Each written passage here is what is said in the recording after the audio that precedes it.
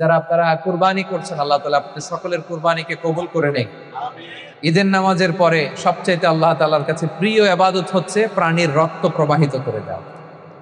এবং বিষ্ণু ইসা ইসলাম বলেছেন, কিয়ামতের দিন এই প্রাণী তার শিং, তার চামড়া, তার পশম নিয়ে বিশাল সওয়াবের পাহাড় হয়ে দাঁড়াবে। পড়েন আল্লাহু আকবার। এই জন্য হজ্জাজ বাইতুল্লাহ, যারা হজে আছেন, আল্লাহ তাআলা তাদের হজকে কবুল করুন। আমরা যারা কুরবানি করছি, আল্লাহ তাআলা আমাদের কুরবানিকে কবুল করুন। আরাফাত দিনকে কেন্দ্র করে আমরা যে রোজা রেখেছি, আল্লাহ তাআলা এই রোজাকে কবুল করুন।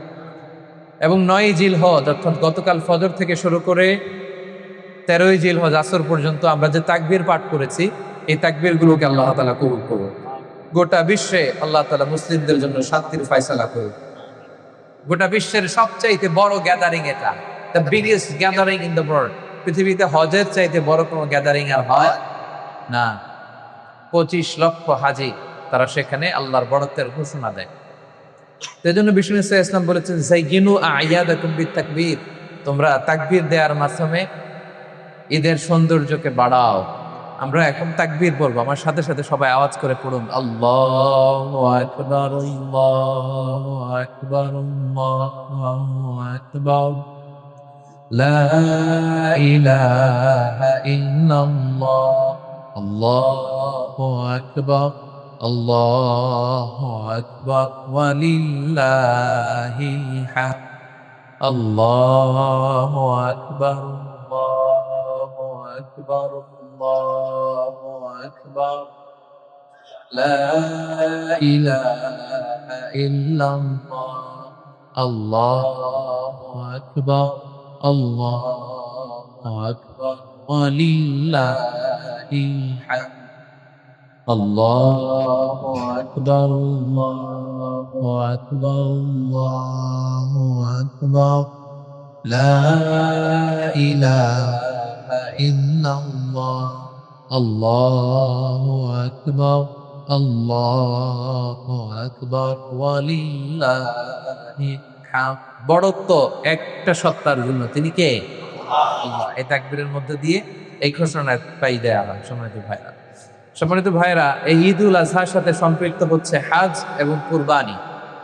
হাজ এবং কুরবানি এবং হজ এবং কুরবানির যত বিধান, এটা একটা ফ্যামিলির সমস্ত কার্যক্রমের স্মৃতিচারণ। মনোযোগ দিয়ে শুনবেন, একটা ফ্যামিলির সকল কাজের স্মৃতিচারণ মূলত হজ এবং উমরা। এটা হচ্ছে সাইয়েদনা ইব্রাহিম আলাইহিস সালামের ফ্যামিলি। সুবহানাল্লাহ।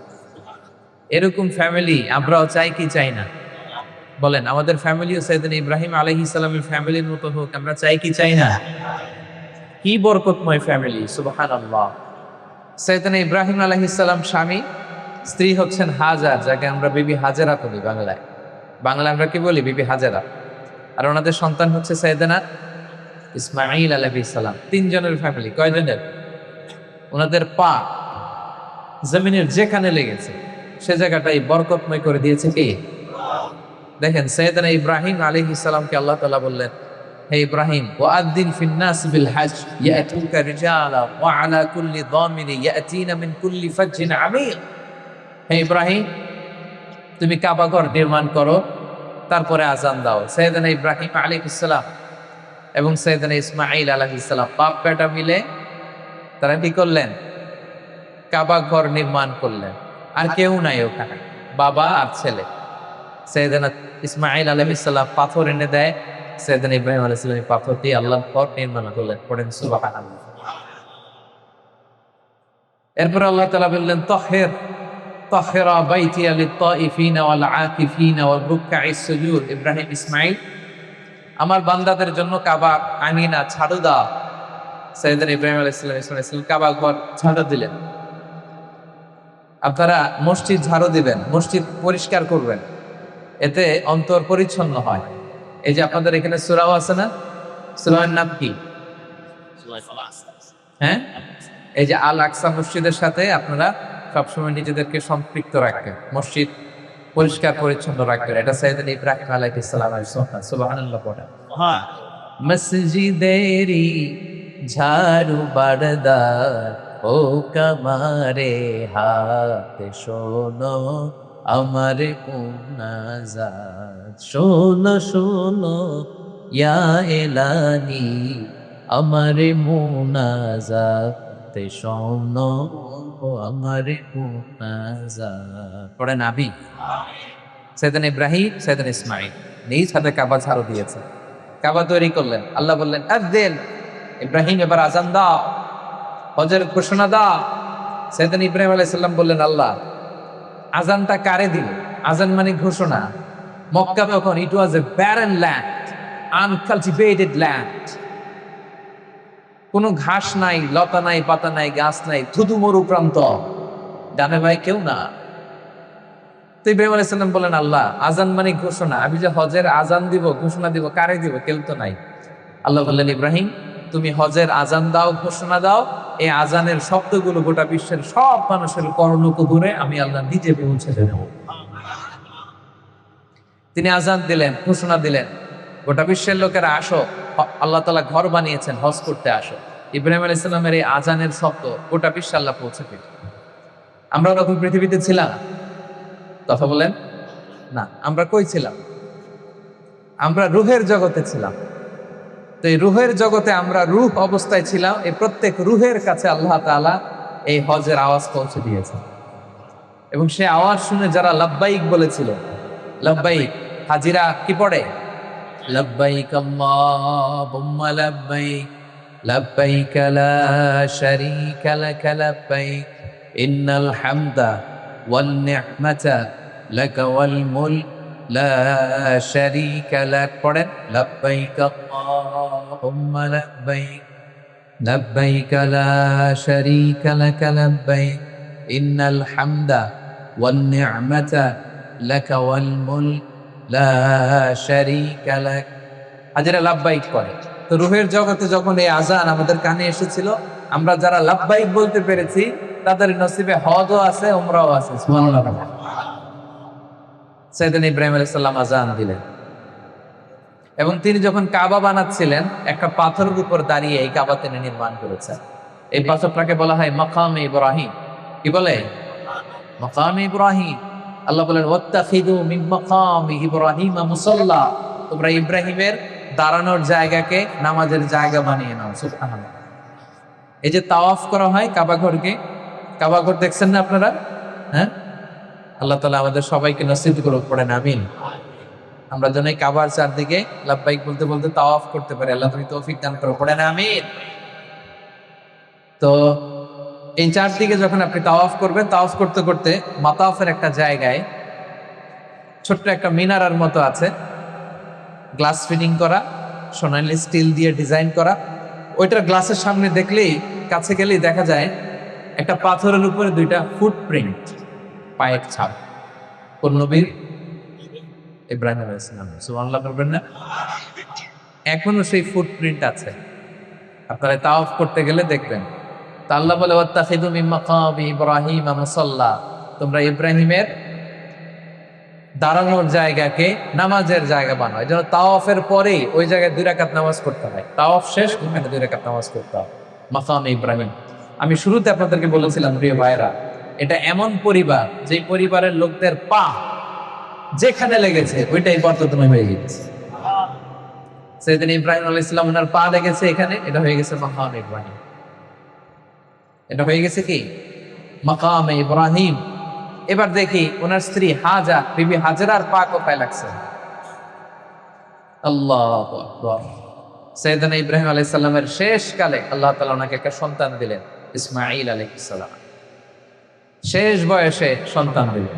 হায়রে কি আদরের সন্তান, মায়ার সন্তান। আল্লাহ তাআলা বললেন ইব্রাহিম যাও, তোমার স্ত্রী হাজরা আর এই সন্তান, আদরের সন্তান ইসমাঈলকে মক্কার ধুধু মরু প্রান্তরে রেখে আসো। কোথায়? মরু প্রান্তরে।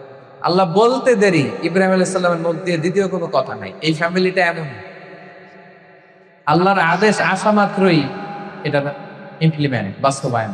নিয়ে গেলেন ১৫০০ কিলোমিটার পথ পাড়ি দিয়ে। উনি থাকতেন ফিলিস্তিনে, ফিলিস্তিন থেকে মক্কায়, ধুধু মরু প্রান্ত।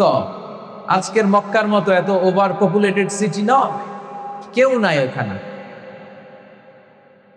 অল্প কিছু খেজুর একটা বক্সে আর 1 মশক পানি হাজেরাকে দিয়ে কোনো কথাও বলেন, চলে আসতেছে মরুভূমির মাঝখানে দুধের শিশু ইসমাইলকে আর স্ত্রী হাজেরাকে রেখে ইব্রাহিম আলাইহিস সালাম চলে আসতেছে। তো হাজেরা পেছন থেকে ডাক দিয়ে বলে, ইয়া ইব্রাহিম, আমাদেরকে ধুধু মরু প্রান্তরে রেখে যে তুমি চলে গেলা, এটা কি তোমার ইচ্ছায় না আল্লাহর ইচ্ছা? ইব্রাহিম আলাইহিস সালাম বললেন, আল্লাহর ইচ্ছায় রেখেছি। তখন তিনি বলেছিলেন, ইদান লা ইউদাইয়ুনা, অর্থাৎ যদি আল্লাহর ইচ্ছায় রেখে যাও তাহলে আল্লাহ এখানে আমাদেরকে ধ্বংস হতে দেবেন না। সুবহানাল্লাহ পড়তে পারলেন না? কি মহিয়সী নারী! আল্লাহর ইচ্ছায় যদি এখানে ফেলে যাও তাহলে আল্লাহ আমাদেরকে ঠিকই বাঁচায় রাখেন। আমাদেরকে রিজিক দেন কে? বাঁচিয়ে রাখেন কে? কেউ যেটা পারে না পারে কে? কেউ যেটা দেয় না দেয় কে? কি মহিয়সী নারী! বলে নিদান লা ইউদাইয়ুনা, তাহলে আল্লাহ আমাদেরকে মারবে না, ভয় নাই। সেদিন ইব্রাহিম আলাইহিস সালাম চলে গেলেন, ধুধু মরু প্রান্ত, কেউ নাই, সাইয়েদাতুনা হাজার আর ছোট্ট ইসমাঈল।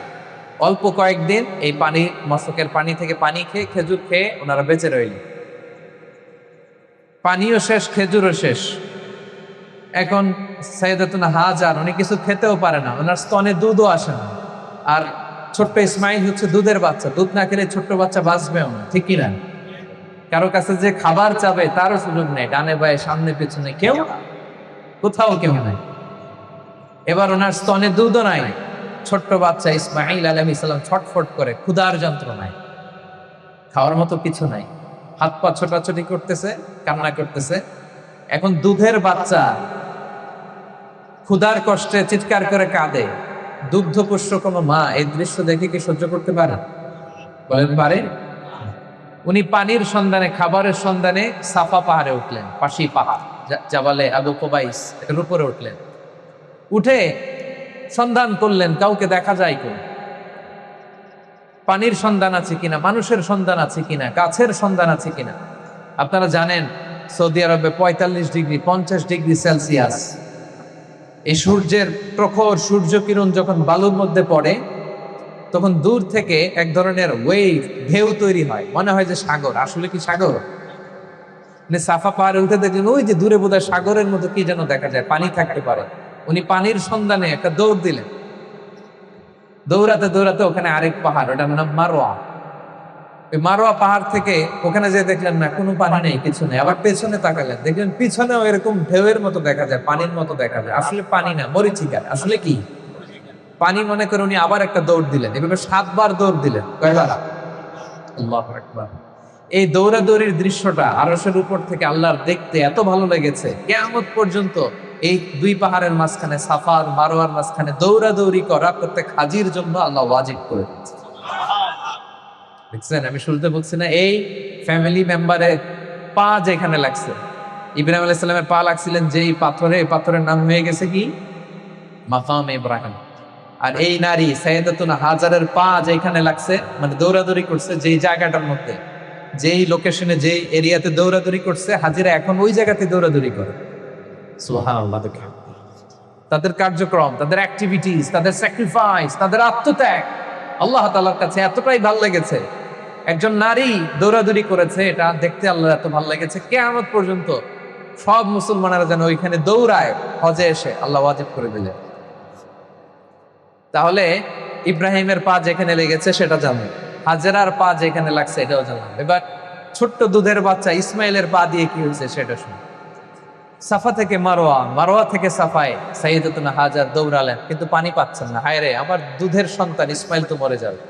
তিনি দৌড়ে আসলেন, দৌড়ে এসে দেখে আজিব তামাশা, আল্লাহর কি কারিশমা। ছোট্ট ইসমাইলের পায়ের ধাক্কায়, হাত পা ছোটাছুটি করতেছে, পায়ের ধাক্কায় আমি দেখলেন মরু বুক চিড়ে কলকল কলকল করে পানি বের হচ্ছে। ছোট্ট দুগ্ধপুষ্ট দুধের বাচ্চা ইসমাইল আলাইহিস সালামের পায়ের ধাক্কায় হাজেরা দেখলেন নিচ থেকে কলকল কলকল করে পানি বেরোচ্ছে। পানি দেখে তো তিনি অবাক, সুবহানাল্লাহ, কোত্থেকে পানি আসলো? উনি এবার পানির চারদিকে বালু দিয়ে বাঁধ দিতেছেন, কারণ এখানে তো পানি আসার কথা। হঠাৎ করে পানি আসলো, উনি আবার আশা ফিরে পেলেন যে না, আল্লাহ তাআলা ঠিকই আমাদেরকে মারবেন না, তিনি আমাদের বাঁচিয়ে রাখবেন।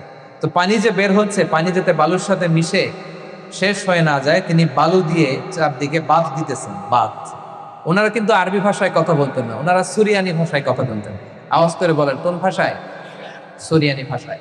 তো ওনার সুরিয়ানি ভাষায় উনি পানির চারদিকে এরকম বাদ দিতেছেন আর বলতেছিলেন জাম জাম জাম জাম, মানে থাম থাম। জাম শব্দের অর্থ থাম, জাম মানে কি থাম, মানে পানি যে আসছে এই পানি যেন চলে না যায়, থাম থাম, আরে পানি তুই চলে যাস না। তিনি বালু দিয়ে বাদ দিচ্ছেন আর বলতেছেন জাম জাম জাম জাম। ওনার মুখ নিঃসৃত এই জাম জাম শব্দটা আল্লাহ তাআলার এত ভালো লেগেছে, কিয়ামত পর্যন্ত এই পানির নাম আল্লাহ তাআলা জামজামের পানি বানিয়ে দিয়েছে। বিষ্ণু বলেন ইন্নাহা মুবারাকা, এই জামজামের পানি এটা বরকতময় পানি। ইন্নাহা তুআমু তুমিন ওয়া শিফাউ সুকমিন, এটা তুআমু তুআম, পৃথিবীর কোনো পানি খেলে পেট ভরে না, শুধু তৃষ্ণা মিটে, কিন্তু জামজামের পানি খেলে তৃষ্ণাও মিটে, পেটও ভরে যায়। সুবহানাল্লাহ। এটার মধ্যে ফুড সাপ্লিমেন্টারি আল্লাহ তাআলা দিয়ে দিয়েছে। এটা যেমনি শিফা, রোগ থেকে শিফা, তেমনি হাজিরা যখন মক্কায় যায় একটা দুইটা খেজুর খেয়ে জামজামের পানি খেলে তাদের পেটের ক্ষুধা নিবারণ করে দেয় কে? সুবহানাল্লাহ। তো দেখেন এই ছোট্ট ইসমাইলের পা লাগছে, এটা জামজামের কুয়া হয়ে গেছে। কিসের কুয়া? কি বরকতময় ফ্যামিলি দেখছেন? ইব্রাহিম আলাইহিস সালামের পা লেগেছে, ওটা কি হয়ে গেছে? মাকাম ইব্রাহিম। হাজেরার পা লাগছে, ওটা কি হয়ে গেছে? সাই, সাইর জায়গা, দৌড়াদৌড়ি করতে হয়। ছোট্ট ইসমাইলের পা লেগেছে, এটা কি হয়ে গেছে? জামজামের পানি। আল্লাহু আকবার। সাইয়েদনা ইব্রাহিম আলাইহিস সালাম চলে গেলেন, সাইয়েদনা ইসমাইল বড় হতে লাগলেন ওইখানে। এই জামজামের পানি যখন বেরোতে লাগলো, পাশ দিয়ে একটা গোত্র যাচ্ছিল যেটার নাম জুরহুম গোত্র। জুরহুম, তারা এই কাফেলা যখন যাচ্ছে, মরুভূমিতে যখন আরব কাফেলাগুলো চলতো, তারা পাখি খুঁজতো। পাখি মরুভূমির মাঝখানে কি খুঁজতো? কারণ পাখি আছে যেখানে, পানি আছে সেখানে। তারা হঠাৎ দেখে মক্কার দিকে শুধু পাখি।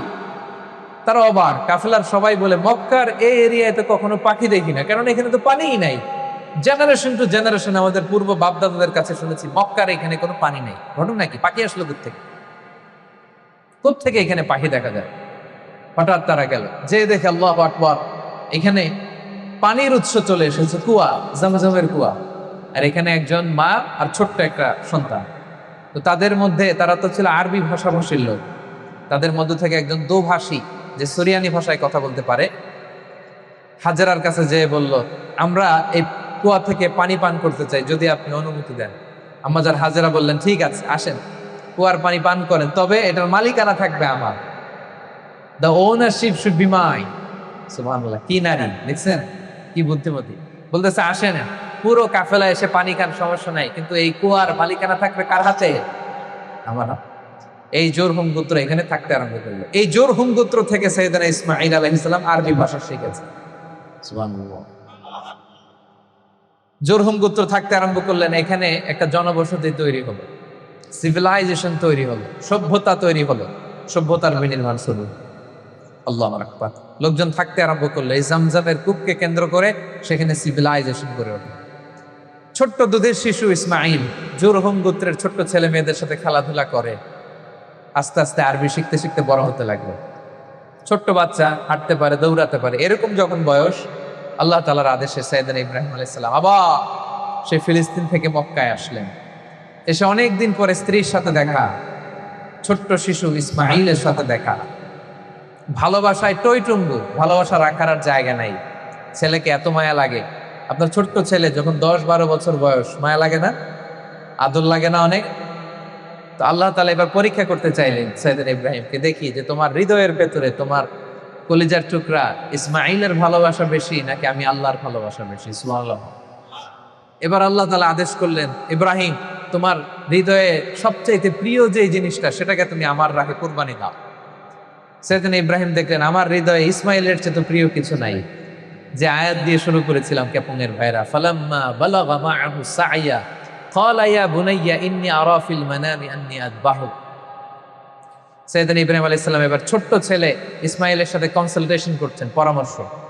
ফ্যামিলিতে পরামর্শ করবেন, নিজে নিজে সব সিদ্ধান্ত নেবেন না। সাইয়েদনা ইব্রাহিম আলাইহিস সালামের ফ্যামিলি থেকে এটা আমাদের জন্য শিক্ষা, যে পরামর্শ করতে হয়। ছেলেকে ডেকে বললেন, ইয়া বুনাইয়া ইন্নী আরা ফিল মানামি আন্নী আযবাহুক, ইসমাঈল, আমি স্বপ্নে দেখেছি যে আমি তোমাকে আযবাহুক, আমি তোমাকে জবাই করছি, কুরবানি করছি। ফানজুর মাযা তারা, what's your opinion about it, তোমার মতামত কি বল? দেখেন ছোট্ট ইসমাইল কি উত্তর দিয়েছিলেন, তিনি বলেছেন, ইয়া আবাতি ফাআল মা তুমার সাতাজিদুনি ইনশাআল্লাহু মিনাস সাবিরিন। বাবা, আপনি যা স্বপ্নে দেখেছেন, যেটা আপনাকে আদেশ করা হয়েছে ওইটাই করেন। অচিরে আপনি আমাকে ধৈর্যশীলদের অন্তর্ভুক্ত পাবেন। সুবহানাল্লাহ। ছোট্ট বাচ্চা, আমি যদি আমার সন্তানকে বলি যে বাবা অথবা মা, আমি স্বপ্নে দেখেছি তোমাকে জবাই করবো, কোরবানি করবো, আমাদের ছেলেমেয়েরা কি বলবে বলেন? হ্যাঁ, পালালে। একজন বলতেছে পালাবে। আল্লাহু আকবার। এই ফ্যামিলি যেন তো না কোনো ফ্যামিলি নয়, পৃথিবীর সবচাইতে বরকতময় ফ্যামিলি। আল্লাহু আকবার। এই যে হাজী সাহেবেরা এখন দৌড়ায়, আমি তো হজ উমরা দুটোই করেছি। আম্মাজান হাজেরা যে দৌড়িয়েছিলেন, ওই জায়গাটা আর এখনকার জায়গা একরকম নয়। এখন ওখানে এয়ার কন্ডিশন করা, নিচে টাইলস করা, সাফা থেকে মারোয় টাইলস করা, এয়ার কন্ডিশন, আরামের জায়গা। উনি যখন দৌড়েছিলেন, you have to go back to the history, একটু ফ্ল্যাশ ব্যাক করতে হবে আপনাকে, ফিরে যেতে হবে 5000 বছর আগের সেই ধুধুমরু প্রান্ত। স্বামী নাই, মানুষ নাই, কেউ নাই, ছোট্ট বাচ্চাকে মরুভূমির বালুর মধ্যে রেখে ওই নারী যে দৌড়াদৌড়ি করছিলেন, আর আমাদের দৌড়াদৌড়ি এটা এক না। সুবহানাল্লাহ পড়ে না। কেউ নাই সাহায্য করার। ছোট্ট ইসমাইল পাথর এনে দিয়েছিলেন, ইব্রাহিম আলাইহিস সালাম কাবা বানাইছিলেন। ওই সময়ের কাজ আর এখনকার স্যাক্রিফাইস এটা এক নয়। ছোট্ট ছেলে ইসমাইল বললেন, ইয়া আবাতি ফাআল মা তুমা সাতাজিদুনি ইনশাআল্লাহু মিনাস সাবিরিন। বাবা, আপনি যেমনটা আদিষ্ট হয়েছে তাই করেন, অচিরে আপনি আমাকে ধৈর্যশীলদের অন্তর্ভুক্ত পাবেন। সুবহানাল্লাহ, সুবহানাল্লাহ। কি সাহসী উচ্চারণ, কি সাহসী উচ্চারণ! ইসমাঈল আলাইহিস সালামের এই নমুনা আমাদের ছেলে মেয়েদের জন্য আদর্শ। আমরা কি আমাদের ছেলে মেয়েদেরকে এইভাবে গড়ে তুলতে পেরেছি? বিবি হাজেরা আমাদের স্ত্রীদের জন্য আদর্শ। সাইয়েদনা ইব্রাহিম আলাইহিস সালাম আমাদের জন্য আদর্শ। আমরা কি তাদের মতো এরকম স্যাক্রিফাইসিং মেন্টালিটি হতে পেরেছি প্রিয় ভাইরা? This is the question today. ছেলেও রাজি হয়ে গেল, বাবাও রাজি হয়ে গেল। নিয়ে গেলেন মিনা প্রান্তরে। যাওয়ার সময় শয়তান এসে ইব্রাহিমকে টেম্পটেশন করে, ইব্রাহিম এই কাজ করো না, তোমার ছেলে মারা যাবে। ইসমাইলকে এসে বলে, ইসমাইল যেও না, ফিনকি দিয়ে রক্ত বেরোবে। ওনারা ফিরেও তাকায় নাই, ওনারা পাথর নিয়ে শয়তানের দিকে ছুঁড়ে মেরেছে। তিন জায়গায় শয়তান এসে টেম্পটেশন দিয়েছে, ধোঁকা দিয়েছে। 3 জায়গায় তারা শয়তানকে পাথর ছুঁড়ে মেরেছে। এই পাথর ছুঁড়ে মারার দৃশ্য, throwing the pebbles, throwing the stones, এই দৃশ্য আল্লাহর কাছে এত ভালো লেগেছে, এই 3 জায়গায় কিয়ামত পর্যন্ত পাথর মারা হাজীদের জন্য আল্লাহ তাআলা হাজীদের উপর ওয়াজিব করে দিয়েছেন। জামরায়ে কুবরা, উস্তা, সগরা, এই 3টা জামারাতে, 3টা নিশানাতে পাথর মারা লাগে, 3 সাথে 21টা, আর ইয়ামুন নাহারে আরো 7টা। তো এই পাথর মারাকে আল্লাহ তাআলা ওয়াজিব করে দিয়েছেন। শুরুতে বলেছিলাম যে হজ এবং কুরবানির যত বিধান সব এই ফ্যামিলির স্মৃতিচারণ। এই ফ্যামিলি যা যা করছে এটার রেপুটেশন কিয়ামত পর্যন্ত এই স্মৃতিকে অব্যাহত রাখবে কে? সাইয়েদনা ইসমাঈল আলাইহিস সালামকে শুইয়ে দেয়া হবে। উনি বললেন, আব্বা আপনি কিভাবে আমাকে জবাই করবেন? আপনার তো কষ্ট লেগে যাবে, আপনি চোখ বেঁধে নিন, আপনি চোখে কাপড় বেঁধে নেন, আমাকে উল্টো করে শুইয়ে দিয়ে আপনি জবাই করেন। উনি চোখ বেঁধে নিলেন, ছুরি হাতে নিলেন, জবাই করতে যাবেন আল্লাহু আকবার বলে জবাই করতে যাবেন নিজের ছেলেকে। আসলে এতটুকু দেখাই আল্লাহ তাআলার উদ্দেশ্য ছিল, ঠিক কিনা? সাইয়েদনা ইসমাঈল আলাইহিস সালাম জবাই হয়ে যাক, এটা কি আল্লাহ চেয়েছিলেন? উনি জবাই হলে চলবে কি করে? কারণ ওনার বংশেই আসবে আখিরি জামানার পয়গাম্বর বিশ্বনবী মুহাম্মদুর রাসূলুল্লাহ সাল্লাল্লাহু আলাইহি ওয়াসাল্লাম। ওনাকে তো জবাই হতে আল্লাহ দিবেন না, ঠিক কিনা? ছোট্ট ছেলেকে শুইয়ে উনি জবাই করতে যাবেন। সাইয়েদনা জিবরাইল আলাইহিস সালাম জান্নাত থেকে একটা বকরি নিয়ে আসলেন। ইব্রাহিম আলাইহিস সালাম মনে করতেছেন উনি ইসমাইলকেই জবাই করতেছেন। চোখ বন্ধ করে উনি আল্লাহু আকবার বলে জবাই করতেছেন। ফিনকি দিয়ে রক্ত বের হলো। উনি ভাবতেছেন আমি আমার ইসমাইলকেই আল্লাহর রাহে কুরবানি দিয়ে দিয়েছি। ওনার ধারণা আমি আমার ইসমাইলকে কি করেছি? কুরবানি দিয়েছি। কিন্তু চোখ খুলে দেখে ইসমাঈল আলাইহিস সালাম বসে হাসছেন, আর এই পাশে জান্নাত থেকে পাঠানো বকরি কুরবানি হয়ে গিয়েছে। পড়েন আল্লাহু আকবার। এই দৃশ্যটা আল্লাহ তাআলার কাছে এত ভালো লেগেছে, কুরবানির এই দৃশ্য আল্লাহ তাআলার কাছে এত ভালো লেগেছে, কিয়ামত পর্যন্ত এই জিলহজের 10 তারিখ প্রত্যেক সামর্থ্যবান মানুষ যেন কুরবানি করে, এটা আল্লাহ তাআলা আমাদের উপর ওয়াজিব করে দিয়েছে। সুবহানাল্লাহ। তাহলে এই কুরবানি এই হজ, এই সাফা মারোয় সাই, জামারাতুল আকাবাতে পাথর মারা, এই সব কিছু একটা ফ্যামিলির স্মৃতিচার, সাইয়েদনা ইব্রাহিম আলাইহিস সালামের ফ্যামিলি, ঠিক কিনা? এজন্য আমাদের ফ্যামিলিটাও এরকম হোক, আমরা চাই কি চাই না? প্রিয় ভাইয়েরা, ফ্যামিলি হচ্ছে এই পৃথিবীর সবচাইতে শক্তিশালী প্রতিষ্ঠান। পৃথিবীর সব জায়গায় যদি আবাদত বন্ধ হয়ে যায়, আমার ফ্যামিলির ভিতরে আবাদতের চর্চা রাখার সুযোগ আছে না নাই? বাইরে নামাজ পড়া যায় না, বাইরে ইসলামের আলোচনা করা যায় না, বাইরে এটা করা যায় না, ওইটা করা যায় না, কিন্তু আমাদের ফ্যামিলির ভিতরে সুযোগ আছে না নাই? এই জন্য আমাদের ফ্যামিলি নামক প্রতিষ্ঠানটাকে যেন আমরা শক্তিশালী করি। আমরা নিজেরা যেন নামাজি হই, আমাদের স্ত্রীদেরকে যেন নামাজি বানাই, আমার সন্তানদেরকে যেন নামাজি বানাই। আমরা নিজেরা যেন সাইয়েদনা ইব্রাহিম আলাইহিস সালামের মতো স্যাক্রিফাইসের মেন্টালিটি রাখি। আমাদের স্ত্রীরা যেন হাজেরা আলাইহিস সালামের মতো এরকম স্যাক্রিফাইসিং মেন্টালিটি রাখে। আমাদের সন্তানরা যেন সাইয়েদনা ইসমাঈল আলাইহিস সালামের মতো এরকম শার্দুল হয়ে ওঠে, ইসলামের পক্ষের শক্তি হয়ে ওঠে, নওজোয়ান হয়ে ওঠে, ঠিক কিনা? এরকম ফ্যামিলি আমাদের থাকার দরকার আছে না নাই? আমরা যেন আমাদের ফ্যামিলির খোঁজ খবর নেই। যখনই দেশে ফোন দিবেন, টাকা পাঠান, টাকা দিয়ে কি করে খোঁজ খবর নেন। ঠিক তেমনি ভাবে আপনার স্ত্রী পর্দা করে কিনা, কোথায় যায়, এটা খোঁজ খবর নিতে হবে, ঠিক কিনা? আমার কলিজার টুকরা সন্তান স্কুলে যায় কিনা, খেলো কিনা, ঈদের জামা কিনলো কিনা, এই প্রশ্নটা যখন বাসায় করবেন, ও নামাজ পড়লো কিনা, এটা জিজ্ঞেস করার দরকার আছে না নাই? বিষ্ণু ইসা ইসলাম বলেছেন, মুরু সুবিয়ানাকুম বিসসালাতি ওয়া হুম সাবউ সিনিন, 7 বছর বয়সে তোমার কলিজার টুকরা সন্তানকে নামাজের আদেশ দাও। ওয়াদরিবুহুম আলাইহা ওয়া আবনাউ 10 সিনিন, আর তাদেরকে তাদের সাথে রূঢ় আচরণ করো, কঠিন আচরণ করো, প্রয়োজনে প্রহার করো যখন তাদের বয়স হয়ে যায় 10 বছর হয়ে গেলে নামাজের ক্ষেত্রে আর কোনো ছাড় নেই। আমরা যেন ফ্যামিলির খোঁজ খবর নেই। যারা আপনারা কুরবানি করছেন, আল্লাহ তাআলা আপনাদের সকলের কুরবানিকে কবুল করে নেয়। ঈদের নামাজের পরে সবচাইতে আল্লাহ তাআলার কাছে প্রিয় ইবাদত হচ্ছে প্রাণীর রক্ত প্রবাহিত করে দেওয়া। এবং বিষ্ণু ইসা ইসলাম বলেছেন, কিয়ামতের দিন এই প্রাণী তার শিং, তার চামড়া, তার পশম নিয়ে বিশাল সওয়াবের পাহাড় হয়ে দাঁড়াবে। পড়েন আল্লাহু আকবার। এজন্য হুজ্জাজ বাইতুল্লাহ যারা হজে আছেন, আল্লাহ তাআলা তাদের হজকে কবুল করুন। আমরা যারা কুরবানি করছি, আল্লাহ তাআলা আমাদের কুরবানিকে কবুল করুন। আরাফাত দিনকে কেন্দ্র করে আমরা যে রোজা রেখেছি, আল্লাহ তাআলা এই রোজাকে কবুল করুন। এবং 9 জিলহজ অর্থাৎ গতকাল ফজর থেকে শুরু করে 13 জিলহজ আসর পর্যন্ত আমরা যে তাকবীর পাঠ করেছি, এই তাকবীরগুলোকে আল্লাহ তাআলা কবুল করুন। গোটা বিশ্বে আল্লাহ তাআলা মুসলিমদের জন্য শান্তির ফয়সালা করুন। প্রিয় ভাইয়েরা, এই কুরবানি এটা হতে হবে হালাল উপার্জন থেকে। আল্লাহ তাআলা ইন্নামা ইয়াতাকাব্বালুল্লাহু মিনাল মুত্তাকিন, তিনি শুধু মুত্তাকিদের পক্ষ থেকে কবুল করেন, হালাল থেকে তিনি কবুল করেন। হারাম দিয়ে বিশাল 5 লক্ষ টাকা দিয়ে আপনি হাটের সবচাইতে বড় গরুটা কুরবানি করেছেন, ওই কুরবানি কশিনকাল আল্লাহ তাআলার দরবারে কবুল হবে। আর সামান্য কিছু অর্থের মালিক আপনি, একা একটা কুরবানি দেওয়ার সক্ষমতা নাই, ভাইরে 7 জন মিলে ভাগে কুরবানি দিচ্ছেন, ওইটা আল্লাহর আরশে আগে কবুল হয়েছে। এজন্য আমরা সবসময় হালালের সাথে থাকি। কিসের সাথে?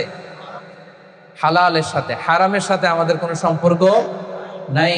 হালাল থেকে অল্প দান করলো, এটাকে কবুল করে কে? আর হারাম থেকে কোটি কোটি টাকা দান করলো, সে দান আল্লাহর দরবারে কবুল হয় না। আমরা আজকে অনেক বড় একটা প্রোগ্রামে একত্রিত হওয়ার সুযোগ আল্লাহ তাআলা আমাদেরকে করে দিয়েছে।